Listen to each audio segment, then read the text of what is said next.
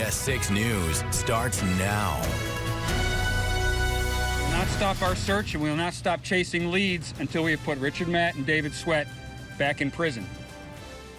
10 years later, the Dannemora prison escape. Right now at 6, we're diving back into the shocking breakout from a North Country prison and the weeks-long manhunt that followed.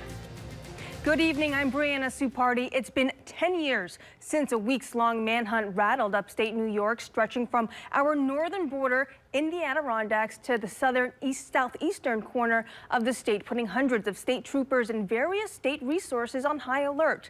These two men here, David Sweat and Richard Matt, turned the plot of Shawshank Redemption into reality when they dug through a cell wall and escaped Clinton Correctional Facility in Dannemora through the sewer.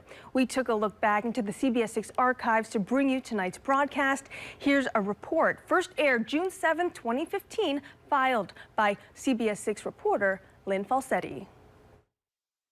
Complacency kills, and this is why you always need to be on your A game. A worst-case scenario that every prison works to avoid is now reality here in New York State. These two men, Richard Matt and David Sweat, are now on the run after escaping from the Clinton Correctional Facility near Plattsburgh. They cut a hole in their cell, followed pipes to a manhole cover on the street, leaving behind a note that said, "Have a nice day." This is the first escape from the maximum security portion of the institution ever since 1865. So by definition, it was an extraordinary act. We do a great job in Albany. I got great staff over there. We're always doing shakedowns and moving people around, and that's what happens in the state system. This is all they got to think about. And now the threat is here at home. Albany County Sheriff Craig Apple says he's afraid other inmates will get ideas, attempting a copycat escape. We'll immediately start shaking down our jail and turning it upside down just to keep anybody from getting the thought in their head. Absolutely, yeah. The minute I heard it, I went, oh boy, here we go. He says for Albany County, it's all about prevention. In Albany, we always try to keep the inmates moving, keep them busy, keep them involved, keep them doing things. Otherwise, you know, this is what you start to think about. People want to start thinking about escaping or hurting somebody else or how to smuggle in drugs or how to smuggle in a shank or how to make a shank. In the meantime, until these men are back behind bars, residents are warned to be extra vigilant. Kill the opportunity. Keep your doors locked. Keep your house locked up. Keep your garage doors closed. Listen, see something, say something. If you see something that doesn't belong or somebody in the neighborhood that doesn't belong, call us. That's what we're supposed to do. Call 911, have us come over and check it out. What we found in our reporting from June 2015, this escape in Dannemora was the very first one at the prison, which has housed some of the most notorious violent criminals. David Sweat and Richard Matt were convicted killers. Sweat serving a life sentence without parole for killing a Broome County Sheriff's deputy. While serving his sentence at Clinton Correctional, he met Matt, who was behind bars for kidnapping, torturing, and killing his former employer in Niagara County. They were the first to break free, but not the first to try. Some tried to build ladders and go over the wall. They'd go halfway up, the ladder would break, and they'd break their leg, or one thing after another, but nobody ever really got successful.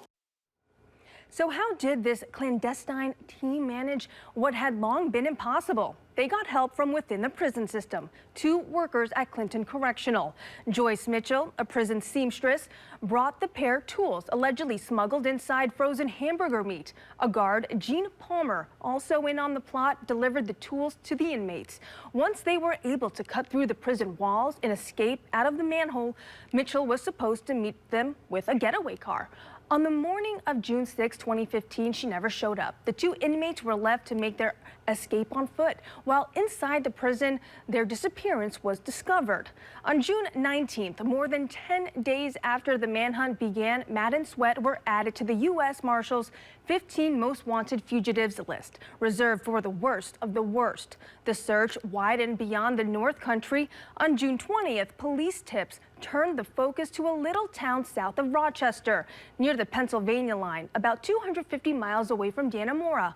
But just 2 days later, the search shifted back to the North Country.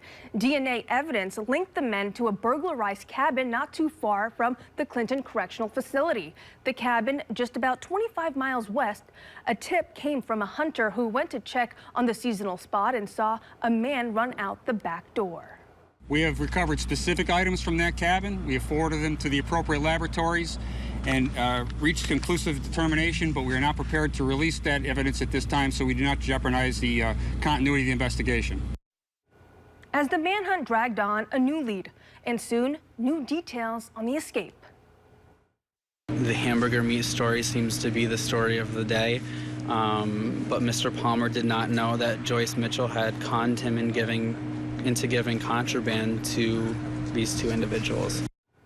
With Joyce Mitchell already in custody for 12 days, prosecutors finally brought charges against Gene Palmer, the prison guard. Palmer's attorney at the time said his client didn't know the food contained contraband.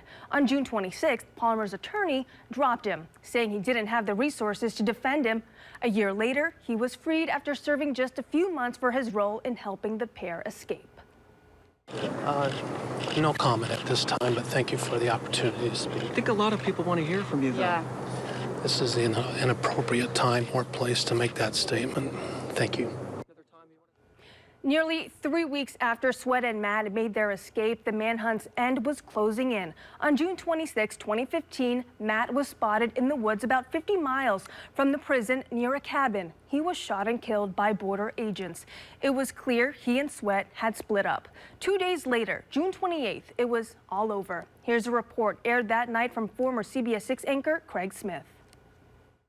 Where Sweat was, I can only assume he was going for the border, that he was that close. After 3 weeks and hundreds of lawmen searching deep woods on foot and by air, it was one state police sergeant, a 21-year veteran from Malone, who, according to the superintendent, noticed a man jogging down a road in a town called Constable around 3:20 this afternoon and asked the man to come over to him. Sweat turned and fled on foot with the sergeant in pursuit. At some point running across a field, he realized that Sweat was going to make it to a tree line and possibly could have disappeared, and he fired 2 shots from his service weapon, his handgun, hitting Sweat twice in the torso. The superintendent said police had found a pepper shaker with Sweat's DNA on it. D'Amico says Sweat and the man he escaped with, Richard Matt, used pepper trying to throw search dogs off the scent, and he says it worked. But Friday afternoon, a U.S. border agent responding to a report that a man's camper had been shot found Matt in Malone and shot him dead. Tonight, police told us that agent shot Matt in the head 3 times, partly because Matt was armed. D'Amico says Sweat was not. I mean, if Sweat made the tree line and would have been gone, who knows what kind of damage. It's kind of, I'm just thankful. 3 weeks, no innocent civilians, no innocent law enforcement were hurt. You couldn't have a better ending. We wish it didn't happen in the first place. But if you have to have it happen, this is the way you want it to end. Sweat was shot and caught just 3 miles from the Canadian border. Another report now from former CBS 6 reporter Lynn Falsetti, who spoke with neighbors just hours after Sweat's capture. Well, I was laying in my recliner in my living room watching TV. My wife come running out of the bedroom, said, "Oh my God, something's going on down the street." For Michael Doyle, it was just another dreary, lazy Sunday. Little did he know, convicted killer David Sweat was right in his own backyard. So I jumped up. I heard 2 gunshots. I ran outside, and next thing I see was 40 or 50 trooper cars just swarmed like bees on honey, and they just there within 3 to 4 minutes. It didn't take long at all. Doyle lives on Coveytown Road, just 150 yards from where police shot and captured Sweat. That tree right there is where the ambulance was, is where he got shot. And as news spread of the capture, everyone in the small town of Constable breathed a sigh of relief. 3 or 4 car lengths later, I see another one. I said, "Is he down?" He said, "Yes." And the next 2 or 3 state police officers were honking their horns. Others shocked because this area, only about 3 miles from the Canadian border, was over 15 miles from the search area, where crews were earlier in the day and on Saturday, knocking on doors and trudging through soaked, densely wooded terrain. I'm a little more unnerved, I guess I would say, now that the real information is coming out, because it turns out maybe my family wasn't safe and we were told that we were. I wish he would have gave up a long time ago. And I wish he would have stayed where he was instead of leaving there with that guy. I was kind of scared that guy was going to kill him. A day after her son was finally apprehended, David Sweat's mother spoke with news crews in Binghamton. She was relieved he was caught, and she had round-the-clock protection in case her son came after her. Sweat has been in custody ever since. In 2017, he told the New York Times he discovered a way out of the prison he was in at the time, the 5 Points Supermax prison in the Finger Lakes. When he showed the plan to corrections officials, he asked for extra visits with his girlfriend in exchange, but he got no perks, just a transfer to Attica in western New York. Now Sweat is serving his life sentence at Mid-State Correctional Facility in Oneida County, speaking to the New York Post this year, telling them he'd probably be a free man if he hadn't made his escape with Matt as his accomplice. He also told deputies the narrative that he had a sexual or romantic relationship with Joyce Mitchell was false. Mitchell is free today, let out in 2020. She served just 5 years of her 7-year prison sentence. She returned to her home in the North Country. Her probation ended in 2022. Neighbors tell the New York Post she lives a reclusive life with her husband. The escape plot, straight out of Hollywood, came full circle in 2018 when it became the focus of a limited Showtime series directed by Ben Stiller. Escape at Dannemora was a star-studded dramatization. It was just a crazy story. So we wanted to find out what really happened and tell the sort of the real version of it. Did you actually shoot up where this happened? We did. We shot in the real prison for a little bit, and outside of the real prison, we got them to open up the manhole that they escaped out of. We were lucky the governor of New York State helped us get into the prison. Andrew Cuomo? Yes. We got a meeting with him, and he, you know, I said, this is what we're doing, and he said, well, how can we help you? And I said, well, can we shoot at the prison? He said, you got to shoot at the prison. I was like, okay, great.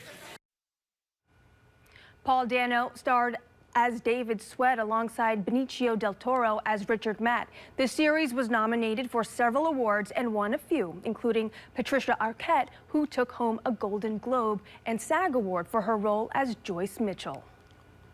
The New York State Inspector General office was led by Catherine Leahy Scott at the time of the escape, and in its 150-page report found Richard Matt and David Sweat, the men who escaped, to be master manipulators. Joyce Mitchell, according to the report, was a willful accomplice. Lucy Lang is the current Inspector General. CBS 6's Tom Eschen sat down with her recently and asked what still sticks out today.